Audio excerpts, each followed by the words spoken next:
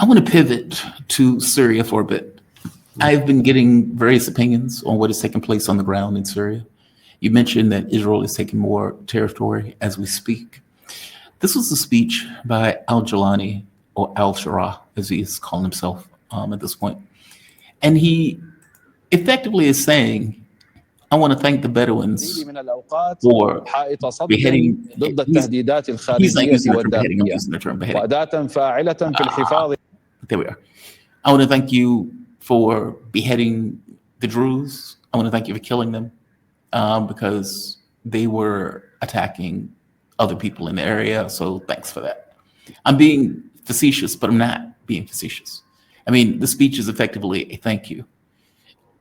What is going on in this case? I mean, this is so contradictory to me. This is so weird. You would have people who are out there holding a knife, arguing or screaming, you know, we're going after the Druze because they work with the Israelis. And it's like, dude, the guy who you're doing that for is trying to work with the Israelis. What are you talking about? It makes no sense to me. And yet, that's what's taking place. Look, this is an extension of the dirty war against Syria for the last 14 years, effectively. For many, many years, they were saying that this is, you know, there is some sort of natural sectarian differences which are behind what's called, still if you look at Wikipedia, a civil war. You know, it was never really fully a civil war. There were Syrian elements, Muslim Brotherhood elements, which were involved in this, but nevertheless, it was driven by the big powers. Even today, there are still the two biggest militaries in NATO. Turkey and the US are still occupying Syria. The Israelis are the third occupying force there. Now, the story that a lot of the Western media, or as I call the colonial media, because they support any intervention on any rationale, basically, the story they're putting out is that there's some sort of internecine disputes between the Druze and the Bedouin and the state in Syria, pretending that there is a state in Syria. In my view, there's no real state in Syria. The state is intervening to try and settle things. And then the Israelis got involved because that story wasn't totally credible, because they want to present themselves as protectors of the Druze, and as to build a rationale for occupying more of South Syria, basically. Already they colonized the Druze in the Syrian Jolan for many, many decades, basically, and they want to try and extend that. They have some Druze collaborators in occupied Palestine to help them with that. And there's indeed a real dilemma for the Druze people, who are quite strong and quite organized, but they're quite small and quite isolated also.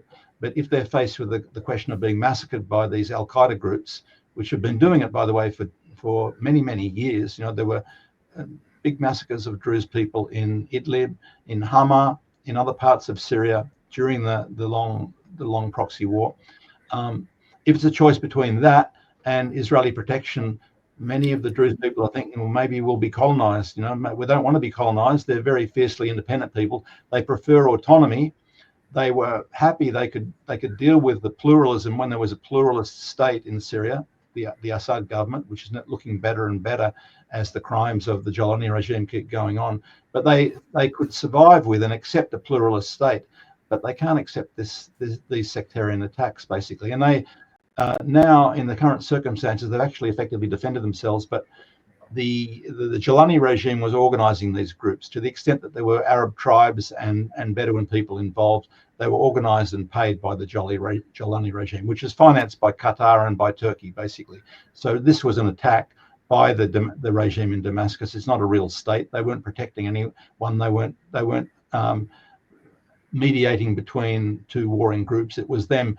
Most of the atrocities that you've seen, there's a lot of video evidence now, involved non-Bedouin people also carrying out massacres, and they also perpetrated some false flags, which there's a great history of in Syria going back to 2011, where, for example, they beheaded some Druze people and then pretended this was a Bedouin person that had been beheaded. You know, so there's a lot of misleading propaganda going on still to try and maintain the credibility of the Jolani regime as a state. And I think because the NATO states, you know, the Britain and Germany and France and the US have supported the rise to power of this Al-Qaeda group, they're trying to soften its image, even though the Israelis have sort of clearly intervened because there was a widespread perception that the Druze were indeed being attacked. And For now, they've got some sort of ceasefire because the US managed to get the Israelis to pull back from attacking the Jolani regime.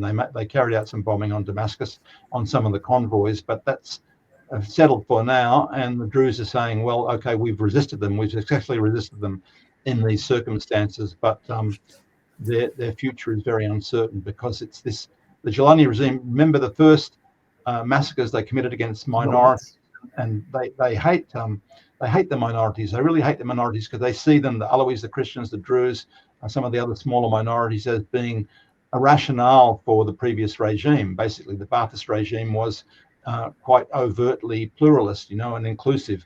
It was very bad manners to call anyone in Syria to ask people what their religion was or what their sect was in Syria, because from Hafez al-Assad there was this ideology that we were all Syrians. Although the community divisions existed, everyone knew about them. They would ask where you came from rather than are you Druze, or are you Alawi or whatever. But anyway, the Jolani regime started with the Alawis. There was a bit of resistance on the coast, and they poured their forces in, massacred thousands of people on the coast there.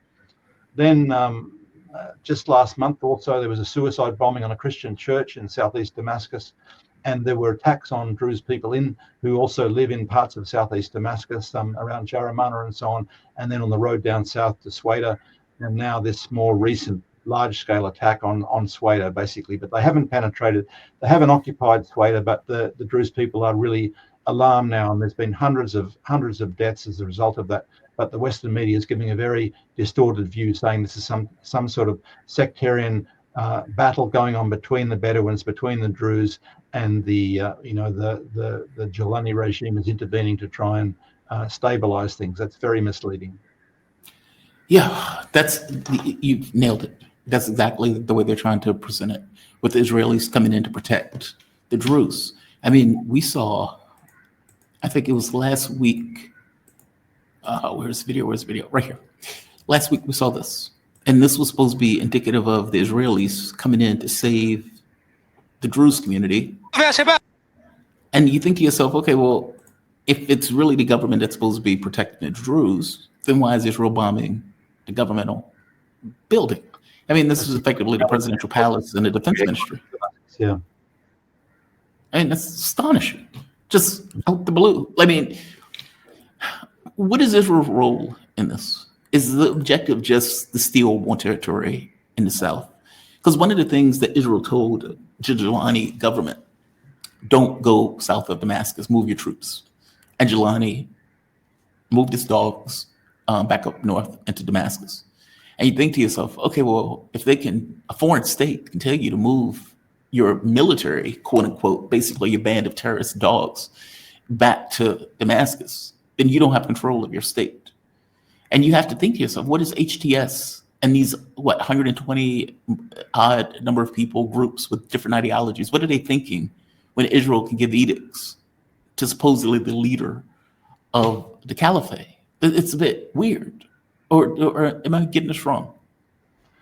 No, it is weird also because of the misinformation. But the Israelis, of course, were a part of the occupation forces of Syria that managed to destroy an independent state. Whatever you thought of the Assad government, it was independent, it was pluralist, it had air defense against the Israelis, it stopped the northern expansion of the Israeli colonial regime, basically. Now, the doors have been opened. Jolani didn't put up any resistance to the Israeli invasion or to them destroying the military bases. The Israelis clearly work very closely with the US, specifically with CENTCOM, that branch of the Pentagon that thinks it owns West Asia, basically. And they have the headquarters in Qatar, and the CENTCOM general, whatever his name is, comes down to Tel Aviv, and they plan things together. They plan the operations in Gaza together. The US military is very deeply involved in all of this. The Israelis wouldn't exist if the US military and the other partners like the Germans and the British weren't propping them up and sending them weapons and resources. And so the plan, the strategy is to destroy, and what was called under the Bush regime, using creative chaos to create a new Middle East. And the Trump regime has been repeating this, really. It's picked up, and there's a great continuity with the Trump regime, whatever whatever you think of his rhetoric, basically, they're talking about a new Middle East. And the idea was that you would destroy all the independent states there. Remember General Wesley Clark saying that there was this ambition in the Pentagon back in the early part of this century to destroy 7 states in 5 years. That includes some North African states. And Iran was the last one on the list there, basically. But Right. Libya, Iraq, and so on. The strategy is to destroy those independent agencies. Now, Syria was not actively engaged with the Israelis, but they were playing an important part by providing weapons to the Palestinian resistance and to the Hezbollah in Lebanon, basically. And that, the US in Washington, they were crowing about getting rid of that agency when effectively the Assad regime collapsed in December last year, basically. So in that vacuum, whatever outcome you have, whether there's some sort of coalition government put together, as you point out, there's no effective government there. Really, there's no effective state. Of course, they're hated on the coast, but they're trying to take over property. They're stealing property. They're doing their own version of ethnic cleansing on the coast. Now they've attacked the Druze. In Homs, they were carrying out attacks against minorities, and Aleppo too.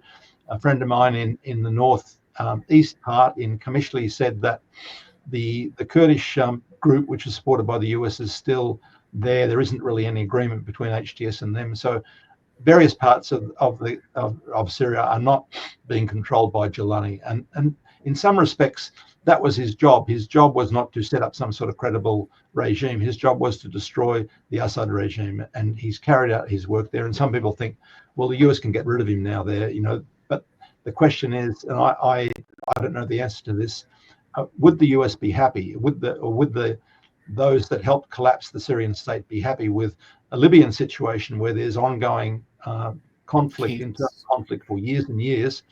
Or do they want to try and intervene to recreate some sort of weak Syrian regime, perhaps federalized like Iraq, the Iraqi road, in other words, where they have a weak government still with a US occupation there, but recovering some political will, but very limited, very constrained by the US occupation there. It's not clear which way or whether Trump even has any idea of what to do there. But it's true that Jilani doesn't control Syria, basically, and he doesn't have a state which represents the Syrian people. And some of my friends, Palestinian resistance groups who used to be supported by the Syrian government, are now, they can't escape and they can't get any sort of support. They themselves have been tortured and imprisoned by the Jilani regime. And these are Sunni Muslims, of course, from Islamic Jihad and other groups that live in South Damascus there.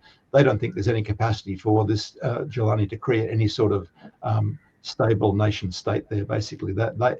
Their existence is threatened too in Syria. There's of course, they also had, partly because they also had a good relationship with the Syrian army. The Syrian army, which is a genuinely inclusive agency, which fought HTS and ISIS and other terrorist groups in Syria for many, many years, which no longer exists there. But nevertheless, the Palestinian resistance groups could survive and could exist in Syria so long as there was a Syrian Arab army. Now that there isn't, they're under threat too. Anyone who collaborated with Assad or with the Syrian army is under threat in Syria, and they're putting their heads down to survive. Many people are surviving now. There's some sort of relative calm there, but it's a very precarious existence for anyone that actually collaborated with the Syrian army since 2011, at least. I cannot imagine that situation. I mean, you had a government. There used to be photos and videos of women and men on the beaches in bikinis. And you think to yourself, that government gets turned into a caliphate where those people are going to be hunted, killed, if you even, consider something like that. And it happens overnight, like just overnight almost, where it just flips on a dime. A country that for 40, 50 years wasn't inclusive. It was shocking because they'd resisted this war for 14 years, basically. Yes. And no one really expected that sudden collapse. That's a whole issue in itself. But you're right that many of the Syrians were very puzzled by the hostility, by US hostility, because the US is at the root of this war, basically. And they were puzzled by that hostility because a lot of the Muslims in Syria were the most westernized of all the Muslims, basically, and the Salafi Takfiri types from the Persian Gulf monarchies and so on. That way of thinking was very alien to the Syrians. So many of the Syrians thought that they felt culturally closer to the Europeans than the Persian Gulf Salafis and Takfiris, the vicious type, like the Ku Klux Klan of Islam, if you like. Basically, Yeah. the Syrians felt puzzled by why there was so much hostility to them, because it wasn't really an overtly cultural hostility. It's just that this type of Islam, if you can call it that, the Al Qaeda version, is something that existed historically, but it's been used by the hegemonic powers, by the British and then by the US, to divide and rule people, basically. And that's what they used. That's what they used in Syria, and they're still using it in Syria there. But it puzzles people who felt that they were culturally more pro-liberal or pro-European, basically, in Syria. And it's a terrible catastrophe for them, as you say, that their world's been turned upside down. Some are surviving okay. Those that don't belong to a minority sect or didn't have close relations with the military or with the Assad government there, but many people are living in fear at the moment. And of course, the Druze are the latest victims of this. Yeah. What about the Kurds? Are they really going to give up their weapons, considering what happened to the Alawites and what's happening to the Druze and what is going to happen to the Christians? Meaning they have to know that they're also in the firing line after watching this kind of mass murders and executions. And there's been some fighting between HTS and the Kurdish group, which of course was hosted by the US, because it was another way that they could divide and rule Syria. They could cut off parts of the northeast, cut off the supply of oil to the government and steal the wheat and so on, send the oil through to Turkey, get it sent through to Israel in turn, because Turkey is really, for all its rhetoric, has been a very close commercial partner of the Israelis through all of this and through the genocide in Gaza. But that group now is facing an uncertain future. You're right. You point out that the PKK, which is the Turkish version of that, has come to some sort of agreement with the Erdogan government to put down their arms, basically. And they were the leadership of the separatist movements in Syria, because the Syrian Kurds were a relatively small group. In Turkey, there's a different historical basis to their separatism there, because the Kurds were doing quite well under the Ottoman Empire, but when Turkish nationalism replaced the Ottoman Empire, then their role and their language and so on was much more precarious. So you had this very long type of civil war in Turkey, which looked to get support from breakaway groups in North Iraq and North Syria, basically, and the political leadership of the PKK, the Workers' Party, which is the Kurdish, was the Kurdish Independence Party, has come to some deal now, which must have undermined the idea of having a stepping stone to an independent Kurdistan in Turkey, because the idea of a Rojava, of what's it called, southwest Kurdistan, it has disappeared, basically. But at the moment, there's some sort of standoff. I'm told that there isn't an agreement between what the Syrians call Qassad, or the SDF, in the northeast, and HTS. At the moment, that hasn't been worked out, because of course both of them have functioned as proxies for the US against the Assad government in the past, and they don't have an agreement as yet. But things are relatively calm in the northeast there.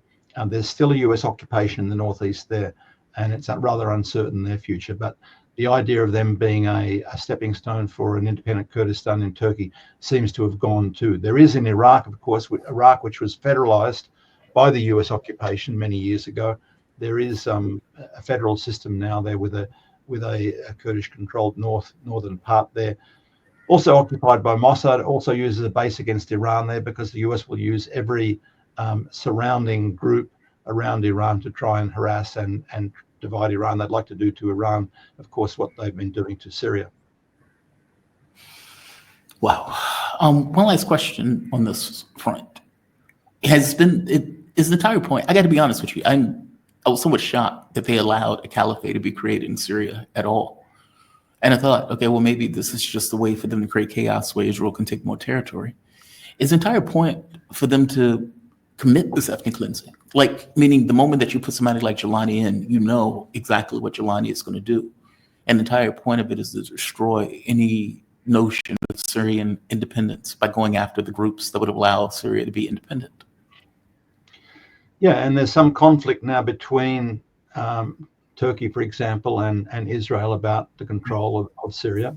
And there's some uncertainty about what the Trump regime will do with its occupation forces there. But let's remember, go back to 2012, there was a DIA report back there when it was thought that, it was said that ISIS at the time, which was, a merger of the Iraqi and Syrian Al-Qaeda groups, basically, wanted to establish a caliphate in northeast Syria. And they tried for a while, and they occupied some large parts of east and northeast Syria. But the DIA report at that time, US intelligence said, this is exactly what we want, basically, to weaken Damascus. They supported ISIS effectively. The Syrians, the Iraqis, the Iranians always said that the US was directly supporting ISIS at that time. The Iraqis complained that when they liberated Mosul, that was by the Popular Mobilization Forces in Iraq that were put together rapidly in 2014 because the Iraqi state was under deep threat at that time. They complained that the US never helped them. The US obstructed them, basically. And of course, the US indirectly assisted ISIS and directly assisted ISIS. I did one report on the direct engagement of the Australian and US Air Forces to support ISIS taking over the mountain behind the airport at Deir ez-Zor in 2016. So we know there's a long history of the US. I think also John Kerry, when he was an official, said they sat back and watched ISIS go across the desert to Palmyra in the center of Syria. In other words, they didn't intervene. So there's a lot of pointers to show that they were acting as ISIS was a proxy for the US to try and break up Syria, to break up an independent Syria and break that nexus between Iran and the Palestinian resistance and the Lebanese resistance, basically. And they succeeded in that effectively. And the resistance is now in Syria to that is there, but it's weak and it's divided and people are intimidated. The Alawi population, for example, is particularly intimidated by those reprisals against the civilian population. Like the style of the Israelis in Gaza, they couldn't wipe out the resistance, but they tried to intimidate them by carrying out huge reprisals against civilians, exactly what every fascist regime has done in the past, hasn't it? If you can't actually get to the resistance, you carry reprisals against civilians and hoping that the civilian base will turn against the resistance and isolate them. Tim Anderson, great breakdown, Tim. Honestly, fantastic breakdown. I knew you're the person to have this conversation with. You've been there many times. You've written the book on this stuff. You cover the stuff constantly. Thank you for this. I really do appreciate it. Tim Anderson, he is a writer, internationalist, academic, and director of the Center for Counter-Hegemonic Studies. Tim, by the way, where can people find you? Well, beyond counter-hegemonic studies. They can find me on Twitter or X, basically, TimAnd2037. That's one of the easiest ways to find me, I think. Okay. Thank you for this. You be safe, okay? Have a good night. Thanks. Alrighty. Yeah, Tim is fantastic. He's a great at breaking this stuff